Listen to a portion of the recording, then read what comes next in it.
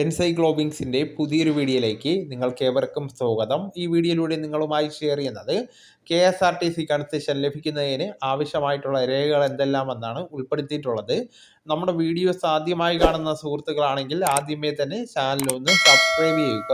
അപ്പോൾ നമുക്ക് വിശദാംശങ്ങളിലേക്ക് കടക്കാം. സ്കൂൾ വിദ്യാർത്ഥികളാണെങ്കിൽ സ്കൂളിലെ ID കാർഡ്, ഏറ്റവും പുതിയ photo, Aadhaar card, ration card, എല്ലാ അംഗങ്ങളുടെ പേരുകളും APL ആണോ BPL ആണോ എന്ന് രേഖപ്പെടുത്തിയ പേജുകളുടെ കോപ്പിയും ആവശ്യമാണ്.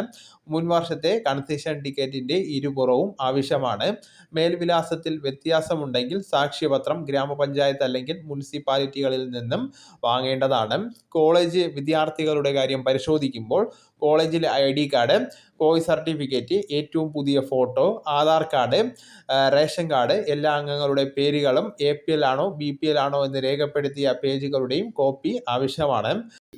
മുൻ വർഷത്തെ കൺസെഷൻ ടിക്കറ്റിൻ്റെ ഇരുപുറവും സപ്പോർട്ടിംഗ് ഡോക്യുമെൻറ്റും ആവശ്യമാണ്. മേൽവിലാസത്തിൽ വ്യത്യാസമുണ്ടെങ്കിൽ സാക്ഷ്യപത്രം ഗ്രാമപഞ്ചായത്ത് അല്ലെങ്കിൽ മുനിസിപ്പാലിറ്റികളിൽ നിന്ന് ലഭിക്കുന്നത് ആവശ്യമാണ്. ഇൻകം ടാക്സ് അടയ്ക്കുന്നില്ല എന്നതിൻ്റെ സത്യവാങ്മൂലവും ഹാജരാക്കേണ്ടതാണ്. അപ്പോൾ ഈ കാര്യം എല്ലാവരും ശ്രദ്ധിക്കേണ്ടതാണ്. നിങ്ങളുടെ സുഹൃത്തുക്കളിലേക്കും മറ്റ് ഗ്രൂപ്പുകളിലേക്കും ഷെയർ ചെയ്യുക.